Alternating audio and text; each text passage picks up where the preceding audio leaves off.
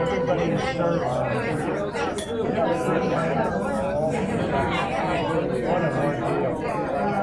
Listen, the next time I say, hey, I want to throw a party. Papa, I have to show you something.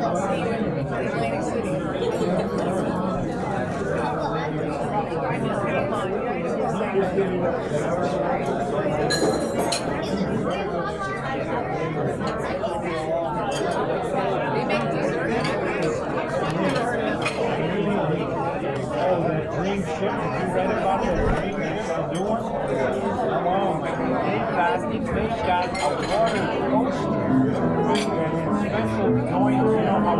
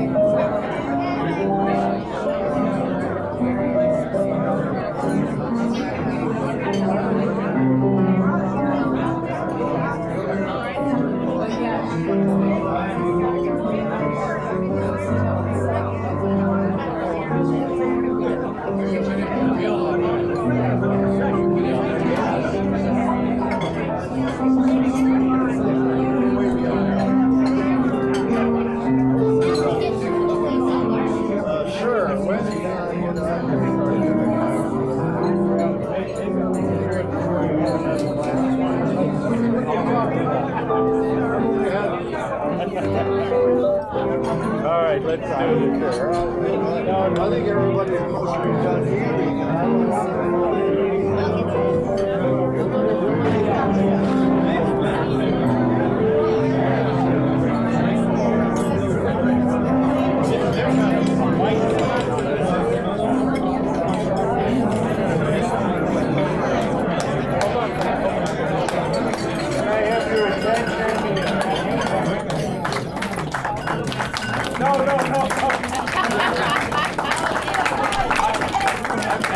Whatever you did, it was good. I'm just doing this to get your attention. Now, first of all, thank you all for coming. I really appreciate it. If you look around, you see some club members here.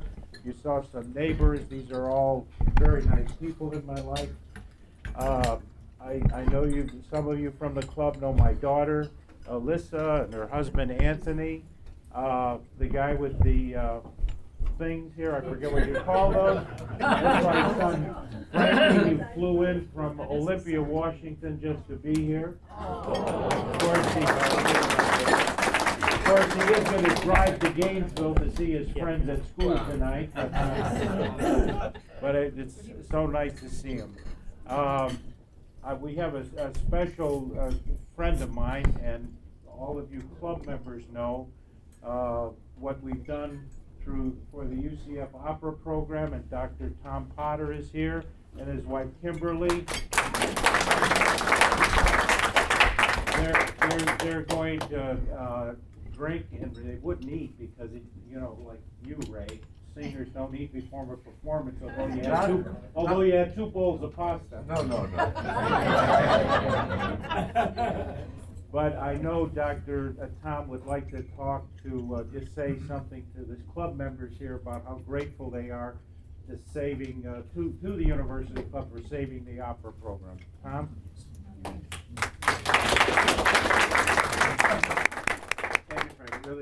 honor to be here today. I've been at UCF. This is my 6th year at UCF. I've seen it grow into this monstrosity of a school.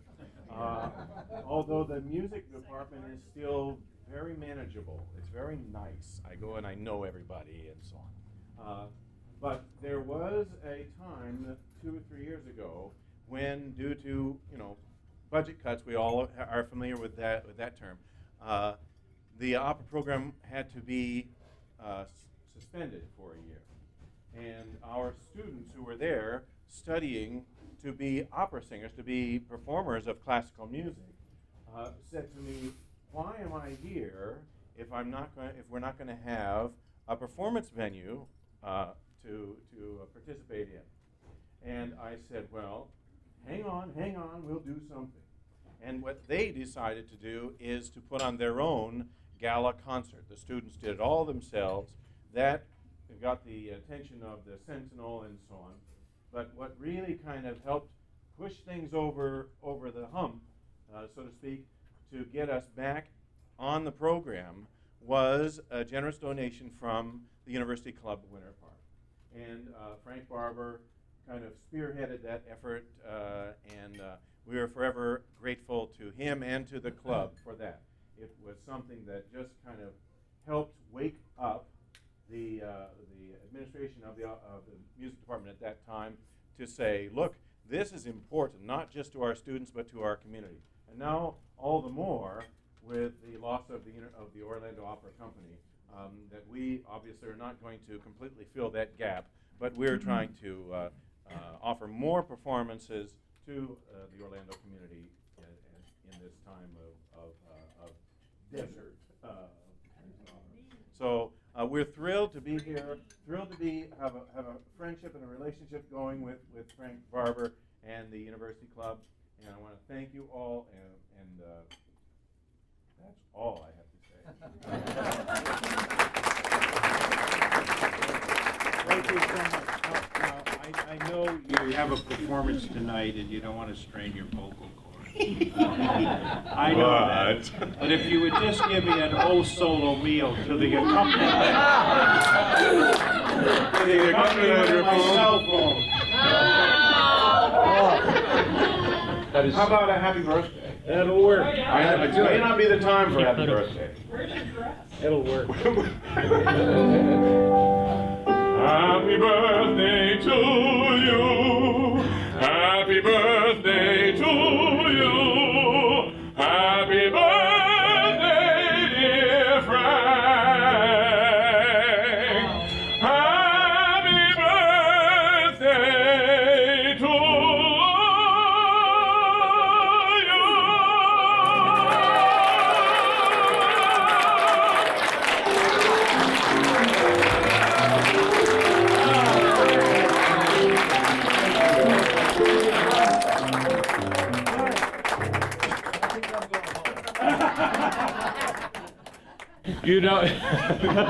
You know Ray Michelle from the club, he just says he thinks he's going home.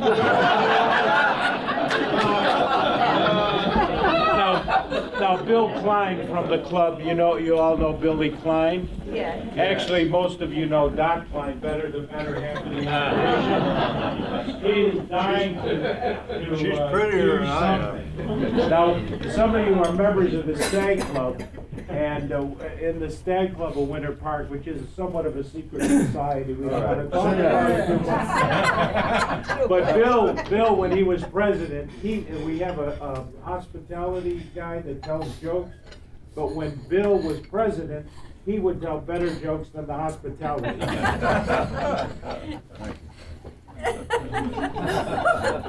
You have, where am I? Oh, here. You may know, Frank is Irish. You may not know that. Frank had long heard the stories of an amazing family tradition. It seems that his father, grandfather, and great-grandfather had all been able to walk on water on their 18th birthday. On that special day, they'd each walked across the lake to the pub on the far side for their first legal drink. So, when Frank, I don't know what you are, the fourth? The second. He's the Okay. second. My son is the On Frank's 18th birthday came around, he and his pal Mick took a boat out to the middle of the lake. Frank stepped out of the boat and sank immediately. Nick just barely managed to pull him to safety. Confused and furious, Frank went to see his grandmother. "Grandma," he asked, "it's my 18th birthday, so why can't I walk across the lake like my dad?" And his father, and his father. Granny looked deeply into Frank's troubled brown eyes and said, with a tear in her own eyes, "Because your father, your grandfather, and your great-grandfather were all born in December, when the lake is frozen. And you idiot, were born in August."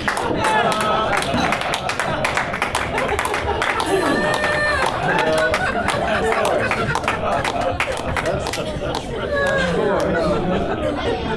Now, I have a revelation to make, and I'm afraid Frank is not going to like it. I visited Frank Barber's home the other day, but no one answered when I rang the bell. Kind of worrying that something might have happened to Frank, I opened the unlocked door and yelled, "Frank, are you home?" No response. Well, being the curious type, I walked around the place a bit. I came to a closed door, and upon opening it, I found a smallish room with nothing in it but a bare chair sitting there. It was dark, so I looked for a light switch, and upon turning it on, I saw a spotlight was focused on a large portrait on the wall. For a long time, I couldn't figure out who the portrait was.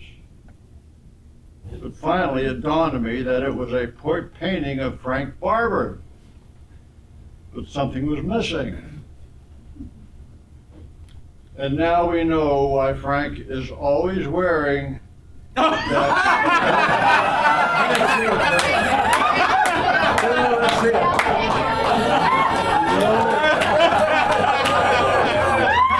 know why Frank is always wearing that ubiquitous fedora?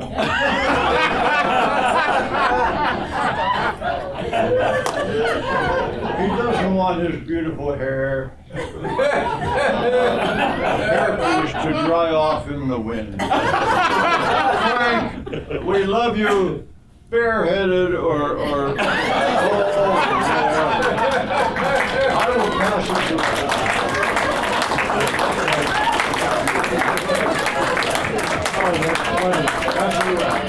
Oh my God, I look like Tom Polgart.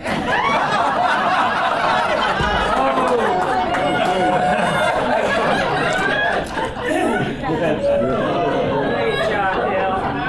Thank you, Bill. Thank you. Now we have another singer here that is a very nice man. Not only that, he is lucky to be married to such a very nice woman, but he is a singer that has performed on Broadway and in the sleaziest bars in New York City. But he has wanted to do something for us.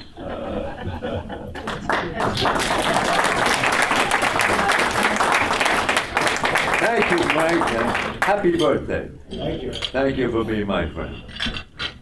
Frank gave me this song. I asked him for his favorite song, and he gave it to me a day and a half ago. That's why the words are here. I need one thing. And this is for the lady who is special in your heart. and I love you so. The people ask me how I've lived till now. I tell them I don't know. I guess they understand how lovely life has been. But life began again the day you took my hand. And yes, I know how lonely life can be. The shadows follow me, and the night has set me free. But I don't let the evening get me down, now that you're around me. And yes, I know how lonely life can be.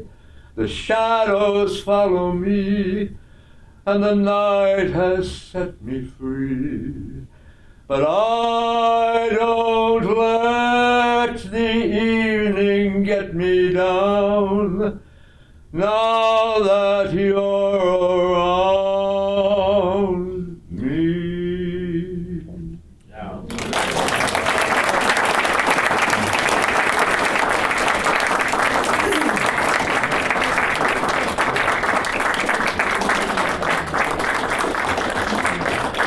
you know my reputation around the club.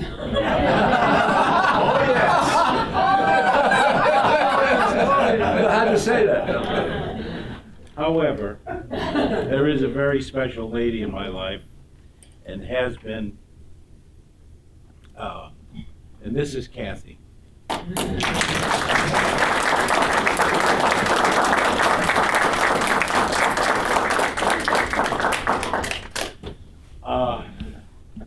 When I did this 5 years ago, there were some of you here. More of you weren't here. But Alex, who is my friend for a long time, we've known each other for how many years? 28. 28 years, whatever, when we moved into a neighborhood and there we go. Too long. And Alex always has something to say about Frank Barber. And you never know what he's going to say about Frank Barber. You know? Oh. Ta-da. This is the first I heard of that. Very good. Lots of preparation time. I wish I had something brilliant to say. I don't. But You can whistle. I You can't whistle. sing, Yeah, you can whistle. exactly. Absolutely. No, we've been here going on 28 years ago. And when we first moved down here, 28 years ago, Jackie and I, first person we met to be friends with was Frank and Jerry. And it was my mother-in-law at that particular time. At about midnight, walked us through the neighborhood. We didn't know anybody. We just moved here. I'm thinking, why are we walking through the neighborhood and deer run at midnight, you know? So we ended up at, I think, Patty's house in the back there. You were there in the spa they had back. The spool. The large spool. Exactly, largest spa. spa I ever saw. That's where we met. And honestly, you know, like for some reason, who knows why, we bonded like two brothers, and we've been buddies ever since. I know. This is a few years ago. I flew up to Pittsburgh. My mother had her 95th birthday party, and Frank, I took him up to Pittsburgh with me. Had a hell of a time getting him back on the plane, but he did come back. But you ever travel with Frank? If you're trying to walk down the gates, you take your eye off him for a second. He's like a little kid. All of a sudden, he's walking down, his hands are in his pocket, and you're like, where the hell is Frank? You know? He's there, but he's been a dear friend for a long time, and that's about all I have to say, honestly. Just couldn't ask for a better buddy over a lot of years. Thank you. Thank you, Alan.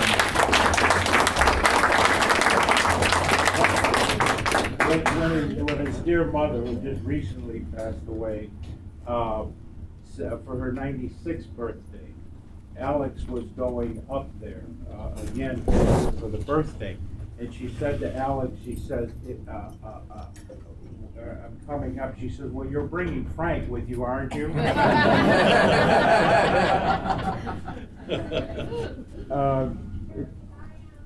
Did you, President Paul of the University Club, our leader. Thanks, Frank. I'm just jotting a few things down because I knew I was on his target list. You're better off on the spot. It turns out, as I get to know Frank, we find more and more things in common. We both grew up in Chicago in the 1950s. So we're always reminiscing about some of the early TV shows and radio shows in Chi-Town and some of the places. Flynn. Fahey Flynn, I don't know if that name means anything to anybody. That's to Elizabeth. CBS News in Chicago, the guy always had a different bow tie on every night, and people would watch the news to see what his ties were. Alex Dreyer. And yeah, a lot of the other folks. It's almost been a year since Frank came up with the idea of having opera night at the club. It was actually Sharon. And Sharon. And so we got this thing off the ground, and well, we'll see if this makes sense. A barber from Chi-Town named Frank, the club, he thought, needed some swank. He began opera night to the members' delight. So now we should all give him thank.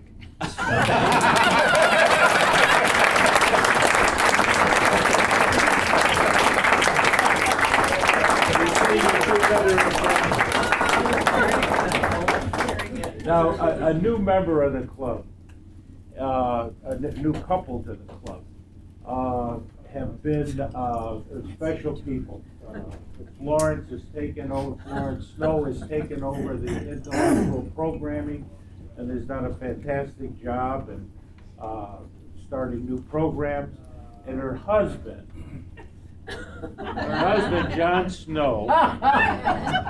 Now, I know most of you are not in real estate, so you don't need a bankruptcy attorney. But if you do need one, John is the guy. Now, John has a gift of being able, on the spot, to recite the most obscure poems, to do a song without any accompaniment, and remember all the words.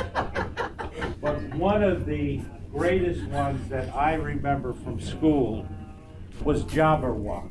Now, I defy anybody to even read Jabberwock, to read it, much less memorize it.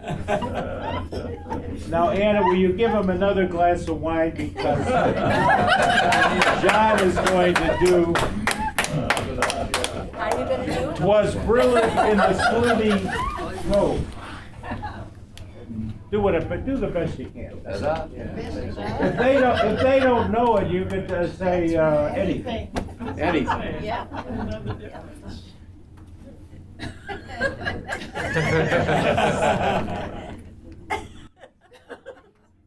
Jabberwocky. 'Twas brillig, and the slithy toves did gyre and gimble in the wabe. All mimsy were the borough groves, and the mome raths outgrave. Beware the Jabberwock, my son, the jaws that bite, the claws that catch. Beware the jup-jup bird, and shun the frimious Bandersnatch. That was my second girlfriend, Sharon Bandersnatch, right? Yeah. No, Stella Bandersnatch. Stella, of course. He took his vorpal sword in hand. Long time the man's own foe he sought. So he rested by the tum-tum tree and stood a while in thought. And as in uffish thought he stood, the Jabberwock with eyes aflame came whiffling through the tulgey wood, and burbled as he came. 1, 2, 1, 2, and through the vorpal sword went snicker-snack. He left it dead, and with its head he went galumphing back. And hast thou slain the Jabberwock? Come to my arms, my beamish boy. Oh, frabjous day, Callooh, Calais, he chortled in his joy. 'Twas brillig, the slithy toves did gyre and gimble in the wave. all mimsy were the borogroves and the mome raths outgrave.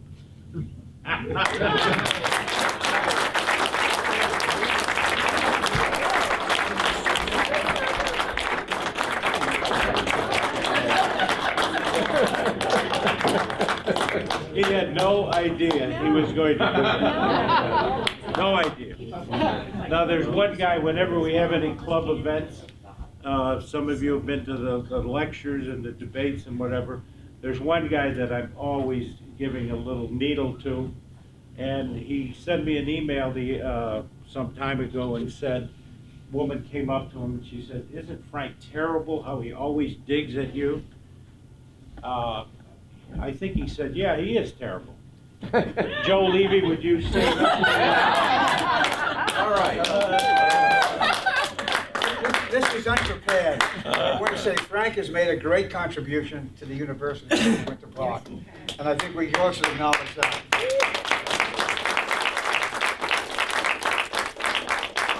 At the orientation, he pays us so we can introduce the new members. And I figured out the code, Frank. Everybody here contributed to the landscaping fund.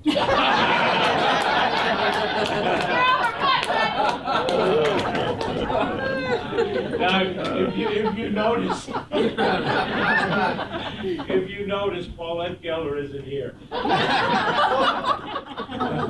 She isn't here because she's the development chair, and certainly I wanted to make a pitch to buy a brick for the memorial brick for the we gotta pay to keep the grass cut. And I know Diane Secor wants to say something. No, I don't.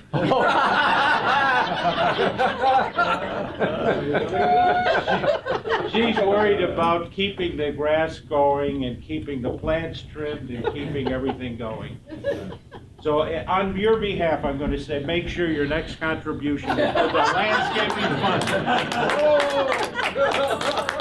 Where's my picture? I don't know if it's around this number. Okay. Who's got our pictures? Oh, there it is, Oh, there it is. Yeah. And you haven't seen this yet, have you? I have seen it. I told you I look like Tom Polgar. We could be brothers. Her son. Frankie, my son. Oh. Hello.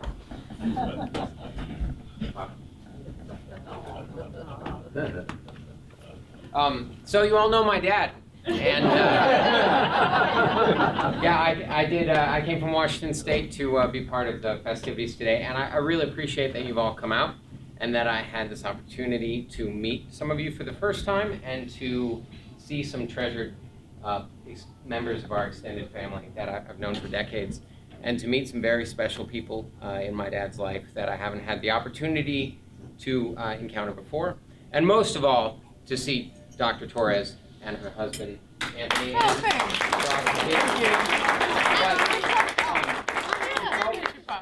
It's always been challenging. You know my dad, the Italian stallion, and trying to follow in his footsteps as the Italian scallion never quite worked out the same way for me.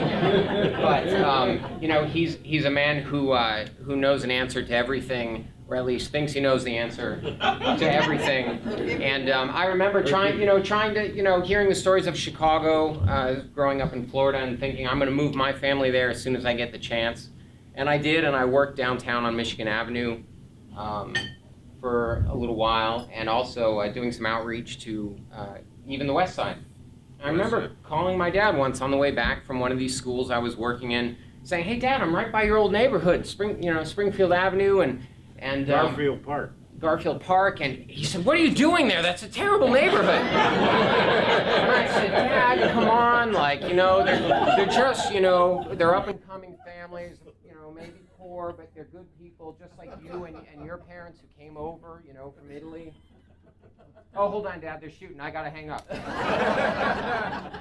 I dropped my cell phone right in a cup of water in my car, actually. Stalled my car pulling off the street, like a total rookie. But when I got home a couple hours later and used my wife's phone to call, he thought he lost me. And I know that there are a few times when he thought he lost me, and I'm always happy that that's not the case. But again, thanks, Pop, for all these years. and for sticking with me, and for being such a powerful mentor to me and my sister. And I really do appreciate you all coming out. I have followed in my father's footsteps in trying to do community involvement in my own communities. First in Gainesville, Florida here, where I started a social venture and a community-based kind of social venture and art space. And now I'm on the board of a nonprofit in Olympia, Washington, a historic theater, and we just bought our building this year, which has been a Bought the building. A goal of the arts organization for over 20 years. But this is just very special to be in this childhood place and see that not only how my sister and I and our families, I have a family and 2 children and a wonderful wife who couldn't make it, but to see how we've grown up over the years, but to see how my dad has continued to grow over 3 decades into such a wonderful person with wonderful companions and wonderful friends. So thanks for coming.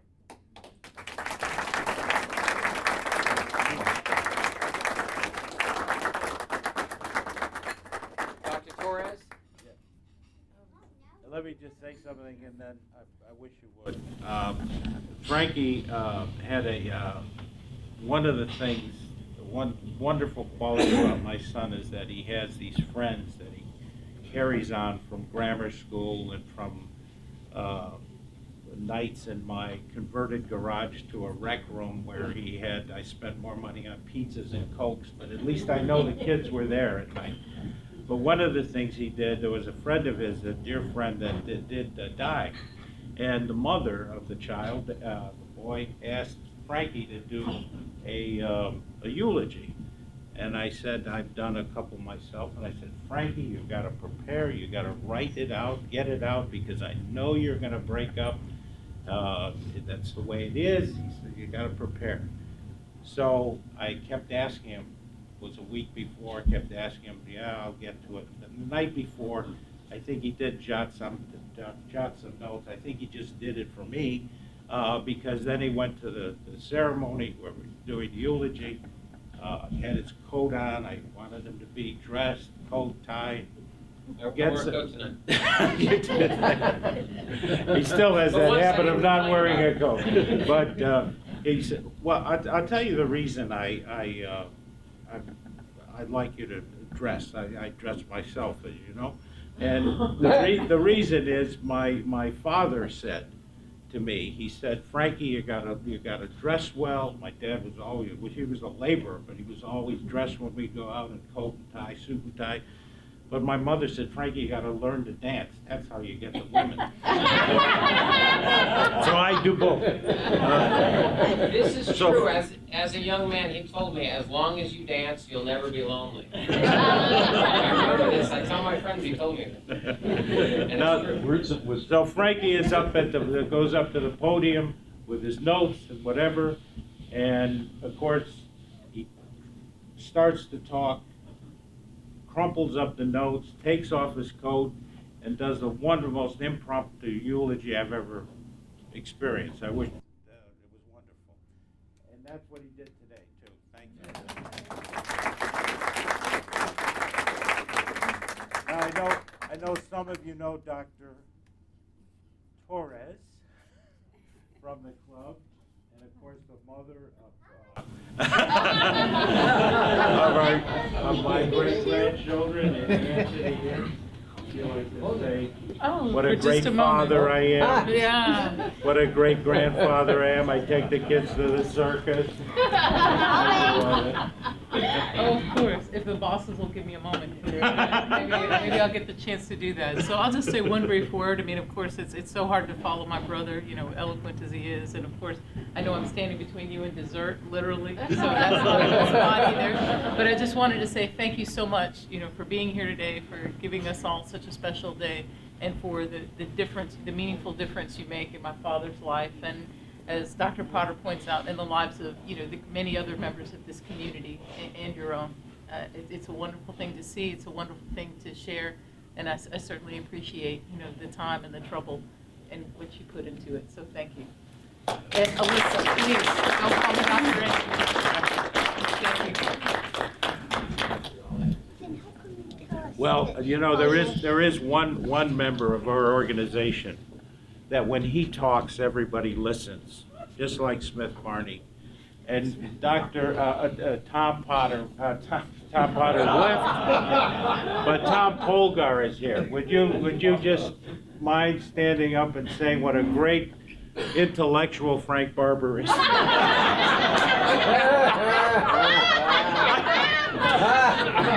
I had a breakup over that. Kid from the west side of Chicago is not an intellectual. The club would not be the same without him.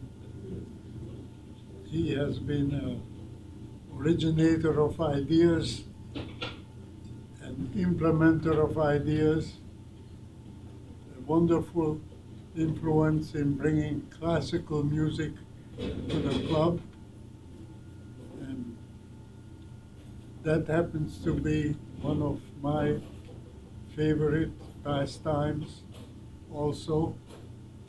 I grew up in Hungary, literally one building away from the opera, and my grandfather was the doctor to the opera.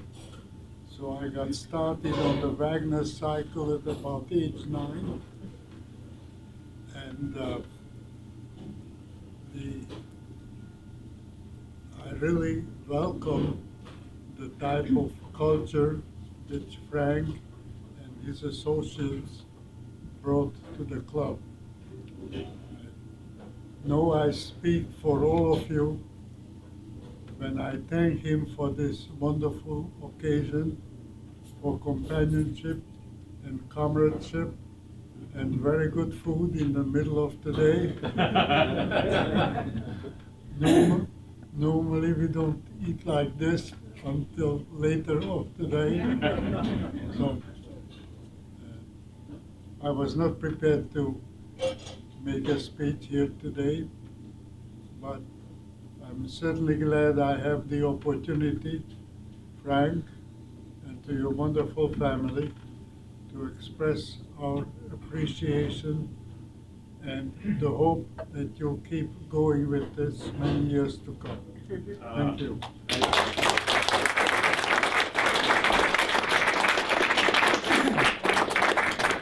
You know, one of the events we had started with an email for the Nazi invasion of Europe, and then the retraction of it. And I thought that was a wonderful program for the University Club dinner. As it turned out, it was a very successful dinner. It cost $50 for a trumpet player who played taps, and General Ron, who brought the 9th Division, which was my division out of Vietnam, of course, again, was after I left, they brought us out, and I thought it would be appropriate for the general who served in Korea and in World War II, actually, to do something special for him, because we didn't pay him anything. One of the free social programs we had at the club at the time. And Lucy Ann Lee, I had her pin a rose on him and say in French, although she's Belgian, say in French, what did you say? What did I say? To the effect that we were proud to present him with a token of our admiration. Of course, in French it's much more flowery. Well, it was one of my miscues, because all the time I thought she was French. As it turns out, she isn't French. But you know how to speak it, so. One of the other things we did is I like to being a veteran of stupid war, although I did fight the war with a typewriter as opposed to a weapon. One of the things we do at the club is, until the recent past, we used to honor veterans at the Veterans Day. And at one of the events, a friend of mine who was from England, there was a poem when I was over visiting him in a church, and it was Edward Brooke poem, where there is a, no, Rupert Brooke, where there, see, it's the intellectual in me, Tom. And it said that wherever a soldier dies, that is a part of England. And what I did was change it, that whenever a soldier dies in a foreign land, that is part of America. And at the time, I had no idea that Barbara Kennedy was going to sit at my table. And as I sat down, she said, "Frank," in her lovely voice, "you took liberties with Mr. Brooks' poem." She was the only one in the damn room that knew it was in England. For so many years, she was involved with a very dear member of the club who's no longer with us, John Hyland. He was a wonderful man, and all the qualities in that man are in that woman right there, Barbara Kennedy.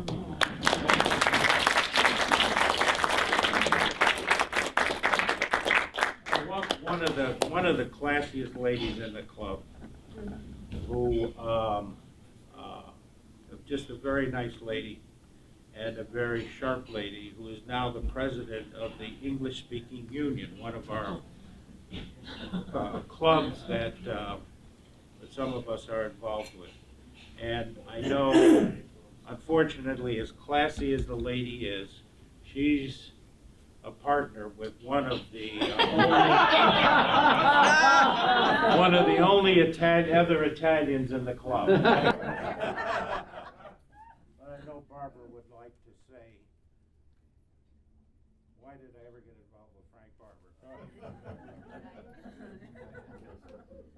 Well, I'm going to do something a little bit different. I'd like to make a toast. Okay? This is a toast in dialect Italian, and I will ask my translator to translate it as we go through. Chi si beve? For those who are drinking. Per cent'anno. For 100 years. Okay, happy birthday. Happy birthday. Salute.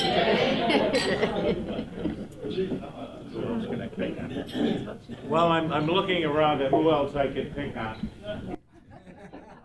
Or pick up. Now Nikki is going to do something. Come on, now you're the only other Italian. Now, before the cops get here, you might as well get up and say something. Okay, I've been sitting too long, so I'm going to stand here. I'm going to stand here and have something to hold on to. But anyway, I thought it might be appropriate. I think you're Italian, right, Frank? Anyway, I thought it might be appropriate to talk about the Italian Army. Now, you know, most people, you say Italian Army, they kind of snicker. They say, you know, what is the Italian salute? I want to tell you that there are several reasons for that. And, you know, look at their missions. Mussolini had them invade Ethiopia. It's a land of wonderful people, but there's nothing there that anybody else wants. You know? So what does he do next? He teams up with Adolf Hitler, and the Italian army could not wait to surrender to the American army. So, but anyway, that's not the only. The other problem is funding. They have never funded their armies very well. And to give you a good example of this, there was a unit that went on bivouac, Italian, they were doing military exercises. And they came back from this exercise, which lasted a couple of weeks, and it was tough. And anyway, the commanding officer gets in front of the troops, and he says, "Men, you did a fantastic job. You went through mud, you went through dirt, no showers, the food was no pasta, the food was terrible. You deserve recognition." the first thing we're going to do is we're going to have a change of clothes. Antonio, you change with Luigi. Etc. Happy birthday, Frank.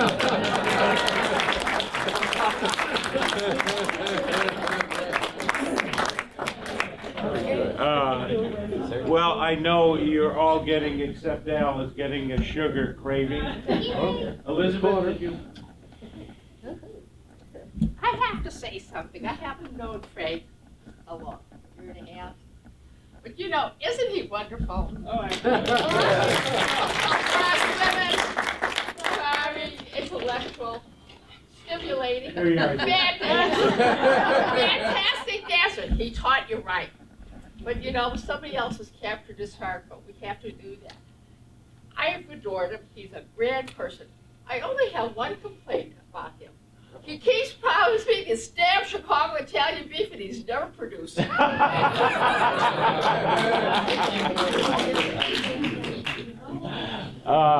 You know, if you're not from Chicago, you have no idea what a delicious, delicious treat it is to eat an Italian beef from the Greasy Spoon in Chicago. And the closest thing to it is called the Beef Stro on Colonial near the stadium. And of course, I told Elizabeth about it, and she went there and she says it's dreadful. I don't know if you've been there. But that's the problem in living in Orlando. Well, unless anybody wants to say, this is a part, you know, where you're at a service, a funeral service, and they say, let's anybody want to get up and say anything nice about the deceased? And nobody gets up. Nobody wanted to say anything about it. So thank you all for coming and sharing this great day.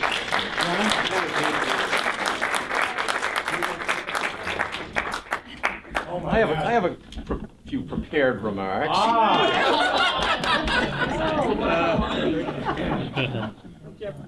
I kid you not. You ask me, how old is he? How old is he? Yes. He went to an antique auction, 3 people bid on him. Yes. Yes. How old is he? How old is he? When he was in school, they didn't have history.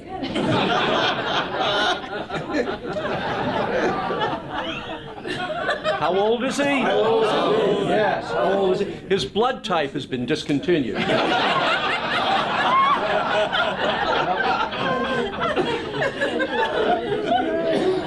He's so old that he thinks that an all-nighter is not having to get up to pee.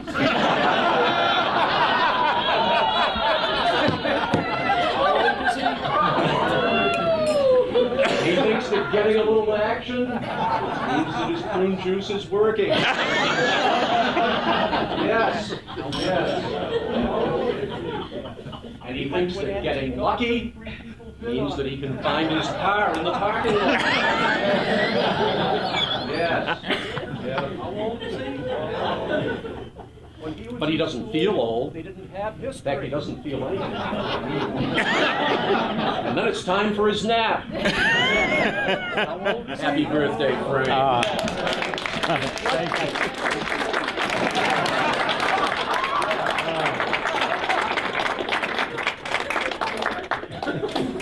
What do you got? Oh, you have to.